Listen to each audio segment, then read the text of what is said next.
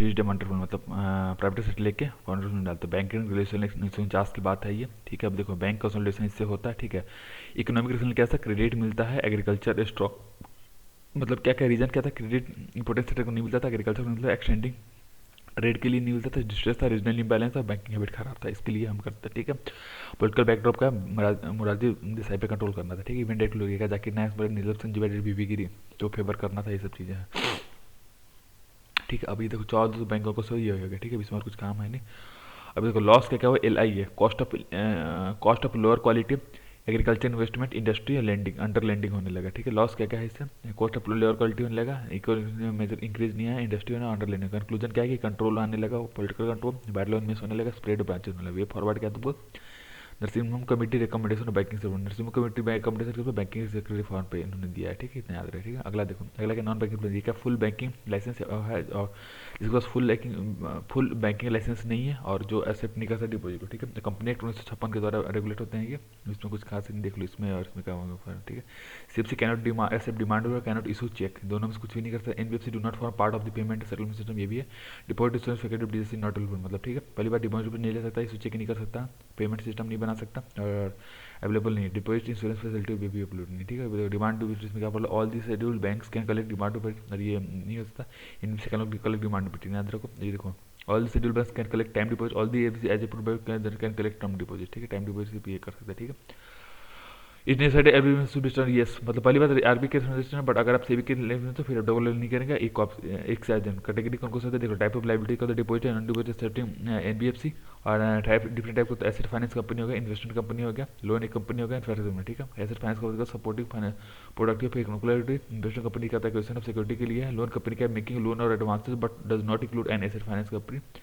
IFC non banking finance company जिसमें minimum credit rating A होना चाहिए, इक्विवेलेंट, ठीक है। Systematic important core investment company CIC NDS acquisition of share security के लिए, what is NBFC crisis, sale करता है कमर्शियल पेपर को, म्यूचुअल फंड को देता है, ठीक है। अभी से याद हो कि मनी लेके short flow money, short term fund user then lend to, मतलब पहली बार ये फंड लेता है शॉर्ट टर्म के लिए बट बेचता है लॉन्ग टर्म के लिए, शॉर्ट टर्म के लिए फंड लेता है बेचता है लॉन्ग टर्म के लिए, इसको 6 मंथ डी पेपर इसमें निकलता है, ठीक है। ये हो गया। अगला देखो, अगला कुछ खास नहीं, प्योरिटी सेक्टर लैंडिंग इंपॉर्टेंट, जो डेवलपमेंट के लिए इंपॉर्टेंट है उसको बोलते प्योरिटी सेक्टर लैंडिंग बोलते हैं। अब देखो प्योरिटी लैंडिंग क्या था, ट्रेडेबल सर्टिफिकेट होता है issued against purity sector loan of bank, और उनके स्पेसिफाइड टारगेट होते हैं, इतना याद रखो, ठीक है। अब कौन कौन से छोटा PLC होता है, एग्रीकल्चर के लिए, स्मॉल एंड मार्जिनल फाइनेंस के लिए, माइक्रो एंटरप्राइज के लिए, जनरल के लिए, ठीक है। ये चार हो गए, agriculture, small marginal, micro enterprise, general, ठीक है। अब अगला कुछ खास है नहीं काम का। अगला देखो NPA क्या है, जो कि ओवरड्यू 90 दिन के लिए, उसको क्या बोलते हैं, NPA बोलते हैं। LSD सब स्टैंडर्ड हो गया, डाउटफुल हो गया, लॉस हो गया, सब स्टैंडर्ड डाउटफुल लॉस हो गया, 3 तरह के होते हैं, ठीक है।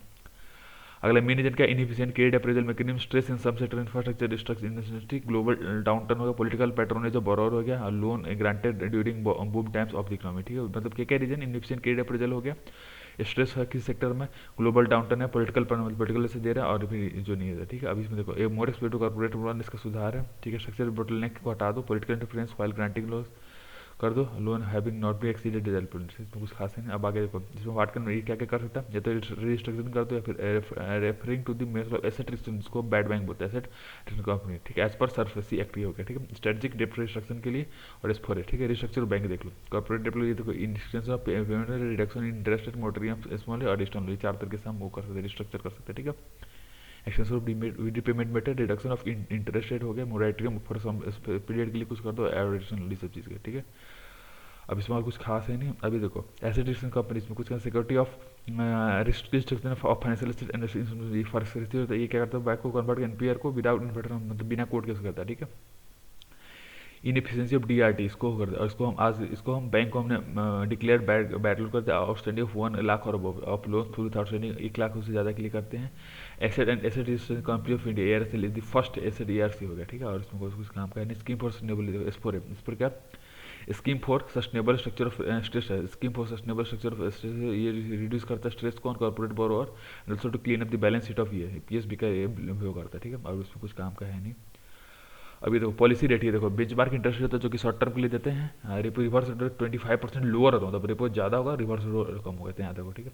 ध्यान से देख लो, मॉनिटरी पॉलिसी ऑफ कमेटी होगा, इसमें कम से कम 4 बार मिलते हैं साल में, 6 मेंबर होते हैं, 3 officer reserve bank of India के और 3 का एक्सटर्नल मेंबर होते हैं नॉमिनेटेड, ठीक है। ये साइलेंट पीरियड ऑफ 7 डेज के लिए तो बिफोर और after the red decision of opportunity governor के पास कास्टिंग होता है 10 टाइम, मतलब गवर्नर भी बोल रहा है टाइम, मतलब 6 मेंबर होते हैं, ठीक है। साइलेंट मेजोरिटी, साइलेंट पीरियड होता है 7 दिन का before and after the red decision of opportunity. और इन केस के टाइम में बोल रहे थे रिलेशन भी रहते थे, बोरोवर चीपर होता है, फिर क्या था बोरोवर चीपर हो तो हायर आउटपुट और हायर ग्रोथ होगा, ठीक है। नेगेटिव कॉन्सिक्वेंस लोअर है, ठीक है। Overall demand of good service होता है और इन्फ्लेशन से बढ़ता है, ठीक है। ये नेगेटिव किया है, ठीक है। कमर्शियल बैंक नॉट पर आरबीआई क्यों करते हैं, स्मॉल सेविंग्स बैंक पर कोई अभी भी हाई है इसलिए, लिक्विडिटी क्रंच इसलिए आरबीआई इसको क्या उसको नीचे नहीं डालते, ठीक है, इतना याद रखना। अब इसमें और कुछ काम का है नहीं। अगला देखो, अगला कौन सा, ये इंश्योरेंस पॉलिसी। देखो इंश्योरेंस रेगुलेटर, लाइफ रिस्क है, इसमें कुछ खास नहीं है। Life risk of individual covered, what is investment है, ये लॉन्ग टर्म के लिए होता है, इंश्योरेंस शॉर्ट टर्म के लिए होता है, ठीक है। ये देखो मल्होत्रा कमेटी रिपोर्ट 1984 ने आईआईडी का निर्माण किया था, मल्होत्रा कमेटी रिपोर्ट 1984 ने इसका निर्माण किया था, ठीक है। अब इसमें 10 मेंबर होते हैं, एक chairman, 5 full time member, 4 part time member, ठीक है। एक chairman, 5 full time member, 4 part time member, ठीक है। इसमें कुछ फंक्शन ऑफ आईडी कहता है एल मिश्रा, एल मिश्रा देखो registration, licensing, approval, monitoring, supervision, formulation, enforcement और कंज्यूमर एग्रीमेंट, रजिस्ट्रेशन हो गया, लाइसेंसिंग हो गया, अप्रूवल हो गया, सुपरविजन हो गया, फॉर्मुलेशन हो गया, इन्फोर्समेंट हो गया, कंज्यूमर, ठीक है। इसमें क्या क्या देख लो, इंश्योरेंस कंपनी आता है, एजेंट आता है, एडवाइजर कमेटी आता है, सब आता है, थर्ड पार्टी एडमिनिस्ट्रेटर भी आता है, ठीक है। इसमें और कुछ काम का है नहीं। इसमें नहीं है कुछ काम का। देख लो general insurance corporation, general insurance corporation nationalise 1972 में 107 करोड़ रिक्रूट 4 कंपनी में आता है। न्यू स्टेट इंश्योरेंस कंपनी हो गया, नेशनल इंश्योरेंस कॉर्पोरेशन हो गया और इंटर इंश्योरेंस कंपनी हो गया, यूनाइटेड किंगडम, ठीक है। पब्लिक सेक्टर में कुछ खास नहीं। लाइफ इंश्योरेंस इनकॉर्पोरेटेड ये हो गया। एल कैसे गवर्न होता है, इंश्योरेंस एक्ट 1933, 1956 में L regulation 1959, insurance regulator and development होती है 1999 पे बेस पे होता है, ठीक है, हो गया। अगला देखो, अगला क्या पेंशन, पेंशन क्या है तुमको पता ही है, सब अपॉन रिटर्न टू लाइफ, ठीक है। ओसिस होता है, ओसिस क्या होता है, old age social and security security examine policy letter, ठीक है। ओसिस का होता है old age social and security examine policy, ठीक है। इसमें कहते हैं 6 मेंबर होते हैं जिसमें 3 है self whole time member appointed by central government, 3 होते हैं, 3 क्या होता है जिसको सेंट्रल गवर्नमेंट अपॉइंट करता है, ठीक है। अब इसमें कुछ खास है नहीं। नेशनल पेंशन स्कीम, ये तुमको 2004 से लागू हो गया, 1 जनवरी 2004 से। इट इज बिल्कुल बाय पीएफआरडीए इसको करता है, national pension scheme trust stabilize PFRDA the register owner of the all के सेट, ठीक है। एनपीटीएस का वो होता है, ठीक है। एनपीएस के 3 टायर, ठीक है। टायर 1 का होता है जो नॉन विड्रॉल अवेलेबल अमाउंट निकालता है, टायर 2 का voluntary withdrawal able account which account only when tier active tier, ठीक है, जब टीयर 1 हो तभी होगा।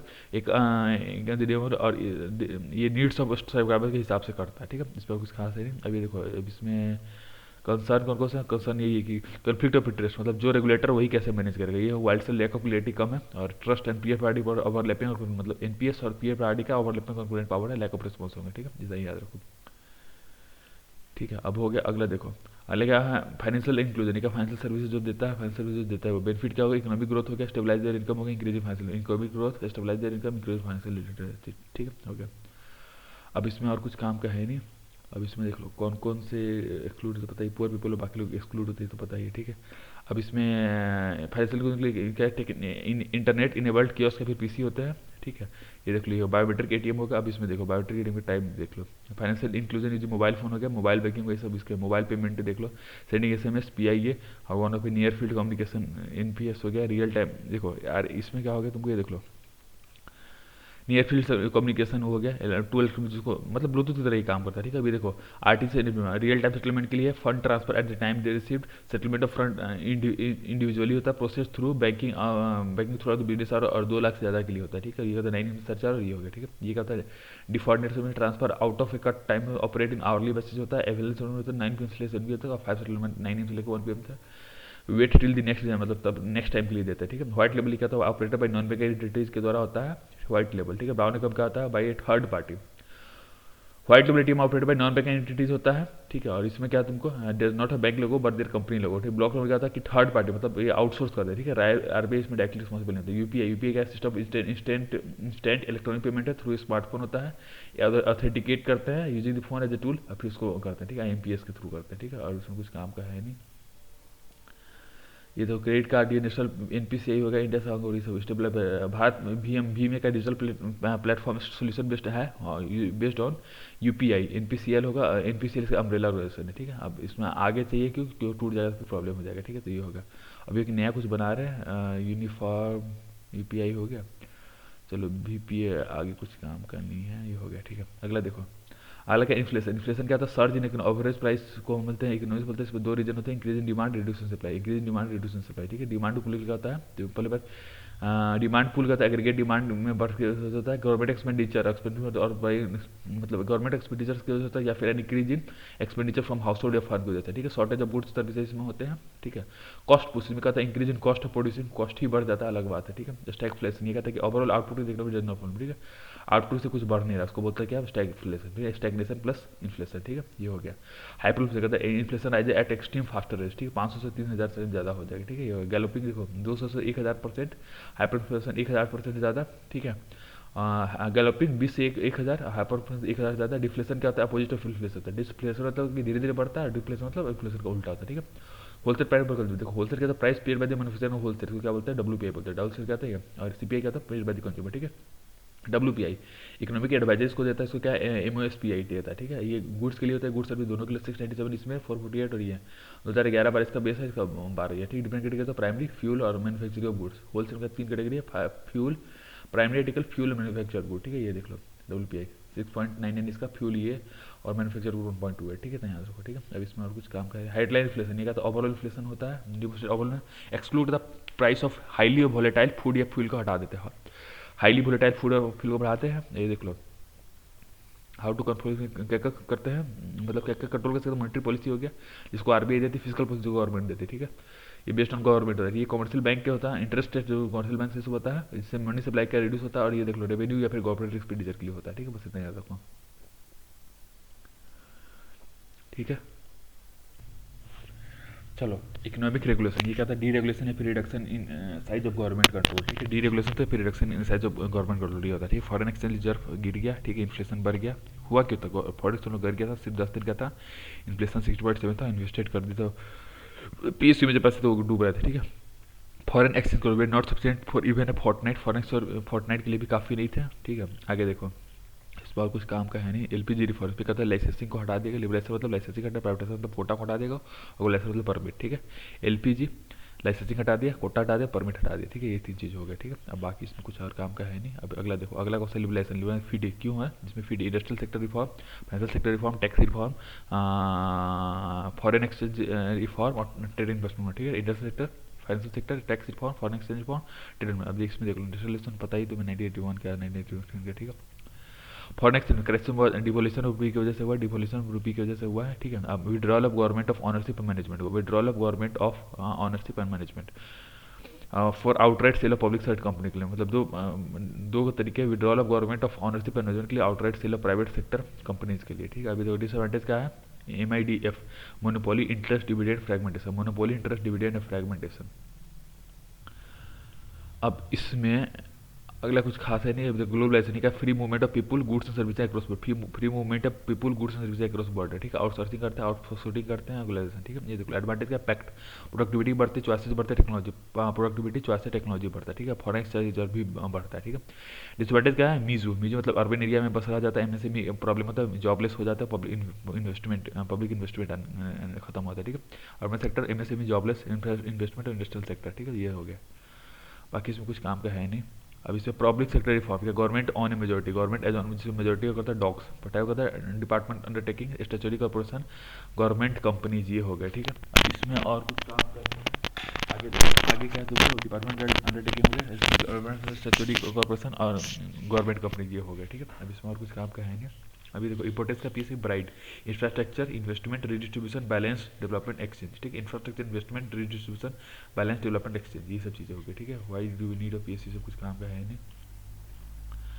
अभी देख लो what are Ratna company, PSU with financial autonomy, PSU with financial autonomy इसको बोलते हैं Maharatna company, classified Maharatna, Navratna, mini Ratna, Maharatna, Navratna, mini Ratna, ठीक है। इसमें कुछ काम का है नहीं। अब इसमें देख लो मेन रिफॉर्म्स, ये मतलब रिकंस्ट्रक्शन हो गया, resource mobilization, professional autonomy, reconstruction, resource mobilization, professional autonomy, ये सब चीज़ें होंगी, ठीक है। अगला देखो डिसइन्वेस्टमेंट का, सेल्स स्टेक्स इन PSU, और या फिर लिस्ट करता हूँ स्टॉक मार्केट, सेल्स करते स्टेक ऑफ PSU में, या फिर लिस्ट करते स्टॉक मार्केट में, ठीक है। ऑब्जेक्टिव क्या था, ड्राइस reduce improve competition encourage depoliticisation, reduce improve competition encourage depoliticisation, ठीक है। आपको कुछ खास डिफरेंस क्या है, strategic disinvestment was sale of substantial volume share, मतलब 51% से कम स्ट्रेटेजी बोलते हैं, part of control of the company management, ठीक है। 51% से कम हम बस सेल करते हैं ताकि आपका स्ट्रेटेजिक मतलब वॉल्यूम शेयर को आप कम करके 51% कम लेते हैं और इसमें कंट्रोल और कंपनी मैनेजमेंट दोनों छोड़ देते हैं, ठीक है। मॉडलिटीज क्या, फिर से गाँव वाले पास चलो, public office, cross holding, golden share, warehousing, ठीक है। फिर से पब्लिक गाँव वाले पास करो, public offer, cross holding, golden share, warehousing, strategic sale और एफपीओ। स्ट्रेटेजिक मतलब क्या, 51% कम ले गया था, ठीक है। मेडिकल में क्या था, डॉक्टर में decision making, corporate governance, management control. Decision making quick होता है, कॉर्पोरेट गवर्नेंस होता है, मैनेजमेंट कंट्रोल होता है, ठीक है। अब इसमें और कुछ खास है नहीं। नेशनल इन्वेस्टमेंट बॉडी का, national investment fund NIF, into which the relation the sale of minority stake holder of the government in profitable CPSE would be channelise, the fund would be manage out, मतलब क्या था कि जहाँ पैसे डालोगे वो fund को कहाँ डालते हैं, कंसोलिडेटेड फंड ऑफ इंडिया से बाहर डालते, ठीक है। फीचर्स क्या क्या है, process from disinvestment of CPSE या फिर proceed from disinvestment of CPSE से करते हैं। Corporation of national investment fund will be permanent nature, permanent होगा। 75% का social sector, social selected social sector में डालेंगे, 25% का कैपिटल इन्वेस्टमेंट रिक्वायरमेंट में डालेंगे, ठीक। फंड मैनेजमेंट को UTI एसेट मैनेजमेंट हो गया, SBI फंड मैनेजमेंट हो गया, LIC mutual fund asset fund हो गया, ठीक है। Low investment WM top, market condition, private sector investment opportunity, transparent will, ठीक है। Market condition, private sector investment opposition, transparency और विल, ठीक है। ये हो गया, ठीक है। बाकी इसमें कुछ काम का है नहीं, हो गया खलास बस।